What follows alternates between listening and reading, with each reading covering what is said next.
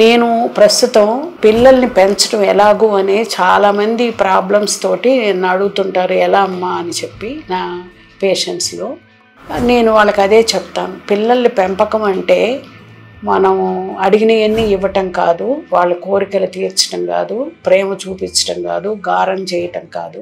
ప్రతి ఒక్కరికి పేరెంట్స్ దగ్గర నుంచి, టీచర్స్ దగ్గర నుంచి, సమాజం దగ్గర నుంచి అందరి రోలు ఒక చైల్డ్ డెవలప్మెంట్లో ఉంటుంది అని చెప్తుంటాను.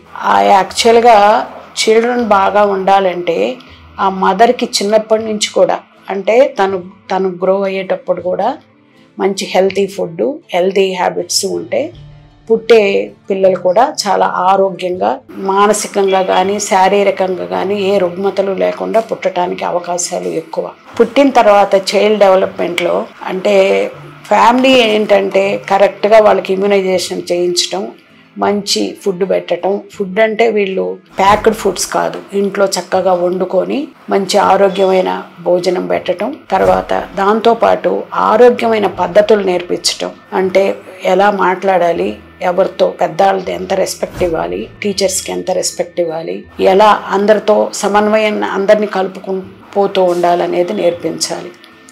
పైగా ఇప్పుడు ఏంటంటే సింగిల్ చైల్డ్ సంస్కృతి వచ్చింది, అంటే వాళ్ళకి షేరింగ్ అనేది తెలియదు.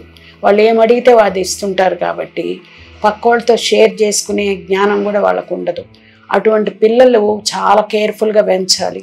అందులో ఒక చైల్డ్ ఉన్నప్పుడు either one of the parents should be A friend, అంటే వాళ్ళ ఏజ్తో పాటు వీళ్ళు కూడా చిన్నప్పుడు చిన్నలాగా, అడోల్సెంట్ పీరియడ్లో అడోల్సెంట్ లాగా ఒక ఫ్రెండ్ లాగా వాళ్ళని ట్రీట్ చేస్తూ పెంచుకుంటే వాళ్ళు విలువలు నేర్పించుకుంటూ వాళ్ళు విలువలతో కూడిన బిడ్డగా తయారవుతారు.